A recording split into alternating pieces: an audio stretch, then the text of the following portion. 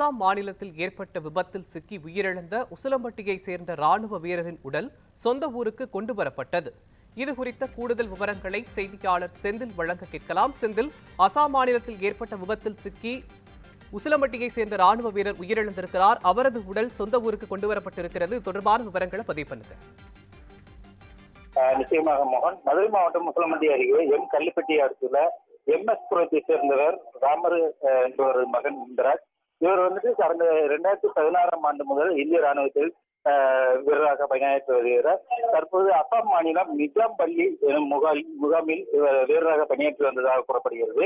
இந்நிலையில் கடந்த 22ஆம் தேதி மதிய வேளையில் இந்த முகாமில் தங்கியுள்ளவர்களுக்கு உணவு எடுத்து செல்வதற்காக ராணுவ வாகனத்தில் வந்து சென்ற போது அங்குள்ள பள்ளத்தாக்கில் விழுந்து கவிழ்ந்து எதிர்பாராத விதமாக விபத்து ஏற்பட்டதாக கூறப்படுகிறது. இந்த விபத்தில் இந்த இந்திராஜ் அந்த சம்பவ இடத்திலேயே படுகாயமடைந்து உயிரிழந்த சூழ்நிலையில் இந்த இறப்பு சம்பந்தமாக குடும்பத்தினருக்கும் அன்றைய தினமே தகவலானது தெரிவிக்கப்பட்டது.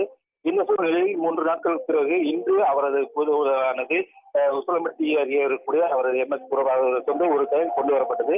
இங்கு அவரது இல்லத்தில் வைக்கப்பட்டு குடும்பத்தினர் மரியாதை மற்றும் கிராம பொதுமக்களின் மரியாதை செலுத்திய பின் அவரது தோட்டமான அருகே இருக்கக்கூடிய கிட்டத்தட்ட 2 கிலோமீட்டர் தூரத்திற்கு ஊர்வலகமாக அவரது உடலானது எடுத்து செல்லப்பட்டு அவரது தோட்டத்து பகுதியிலேயே அரசு மரியாதையாக மதுரை மாவட்ட ஆட்சியர் சங்கீதா மற்றும் உசிலம்பட்டி சட்டமன்ற உறுப்பினர் ஐயப்பன் மற்றும் திமுக நிர்வாகிகள் மலர் வளையம் வைத்து மரியாதை செலுத்தினர். தொடர்ச்சியாக ராணுவ மரியாதையாக லெப்டினன்ட் கர்னல் உள்ளிட்ட 3 அதிகாரிகள் அந்த அரசு மரியாதையை செலுத்தினர். தொடர்ந்து கிட்டத்தட்ட 21 குண்டுகள் முழங்க இந்த ராணுவ வீரருக்கு இறுதி மரியாதை செலுத்தப்பட்டு உடலானது நல்லடக்கம் செய்யப்பட்டுள்ளது.